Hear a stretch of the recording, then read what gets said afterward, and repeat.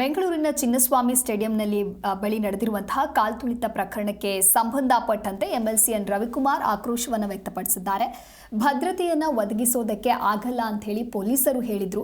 ಆದರೂ ಕೂಡ ಸರ್ಕಾರ ಪೊಲೀಸ್ ಅಧಿಕಾರಿಗಳ ಮೇಲೆ ಕ್ರಮವನ್ನು ತೆಗೆದುಕೊಂಡಿದೆ.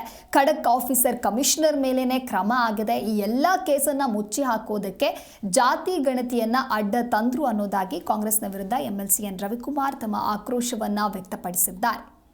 ಕರ್ನಾಟಕ ರಾಜ್ಯದ ಕೋಟ್ಯಾಂತರ ಜನ ಹೇಳಿದ್ರು, ನೀವು ಕೇಳಲಿಲ್ಲ. ಮಠಾಧೀಶರು ಹೇಳಿದ್ರು, ನೀವು ಕೇಳಲಿಲ್ಲ. ವಿಪಕ್ಷಗಳು ಹೇಳಿತ್ತು, ಕೇಳಲಿಲ್ಲ. ಅಂದರೆ ಕರ್ನಾಟಕ ರಾಜ್ಯದ ವಿಪಕ್ಷಗಳಿಗೆ, ಕರ್ನಾಟಕ ರಾಜ್ಯದ ಮಠಾಧೀಶರಿಗೆ, ಕರ್ನಾಟಕ ರಾಜ್ಯದ ಜನನಾಯಕರುಗಳಿಗೆ ಏನು ಬೆಲೆನೇ ಇಲ್ವಾ? ಈ ರೀತಿ ಸಿದ್ದರಾಮಯ್ಯ ಅವರ ಸರ್ವಾಧಿಕಾರಿ ಧೋರಣೆ ಏನಿದೆ, ಇದು ಎಷ್ಟು ಸರಿ? ಏಕಾಏಕಿ 5 ಜನ ಪೊಲೀಸರ ಮೇಲೆ ಬ್ರಹ್ಮಾಸ್ತ್ರವನ್ನು ಬಿಟ್ಟಿದ್ದು ಎಷ್ಟು ಸರಿ?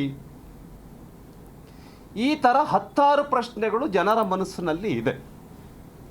ಆ ಹಿನ್ನೆಲೆಯಲ್ಲಿ ಈ ಸರ್ಕಾರ ತಪ್ಪು ಮಾಡಿದೆ. ಈ ಸರ್ಕಾರದ ತಪ್ಪಿನಿಂದಲೇ 11 ಜನರ ಬಲಿಯಾಗಿದೆ.